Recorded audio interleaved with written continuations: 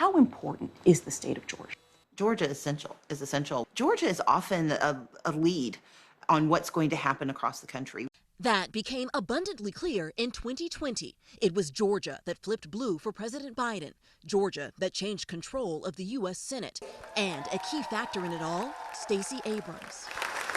We found that there were 800,000 people of color who were not registered to vote in Georgia who were eligible. We knocked on their doors and we asked them, why aren't you registered? Why aren't you voting? What did they tell you? They said because they didn't trust government, because no one had ever asked, and because they felt overlooked. Now, Abrams is looking to those same voters to help secure her own historic win.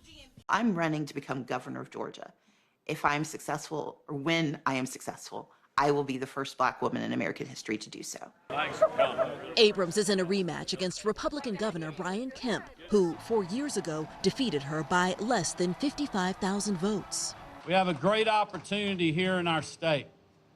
But you know, we are beating the bushes every single day, reminding people the differences and where we would be now, where we would have been if Stacey Abrams was your governor. It's a tight race, though most polls show Kemp consistently ahead.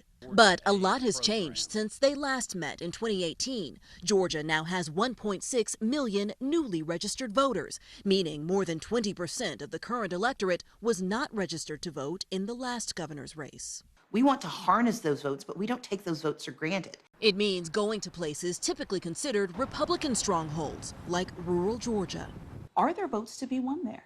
Absolutely. If we can increase the vote share in those communities, we absolutely will see a change in the outcome of the election. Find everything all right? About 3 hours south of Atlanta, in Valdosta, Georgia, Glenn Stegall is the owner of Priceless Beauty Supply.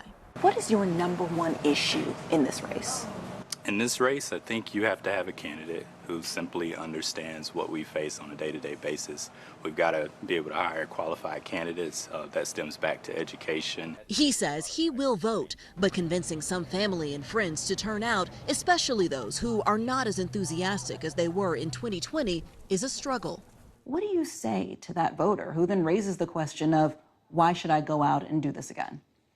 That voting is not magic. Voting is medicine. It's less an enthusiasm gap than a trust gap. And we need folks to understand that for this race, it's not about what happens in Washington, it's what happens in Atlanta.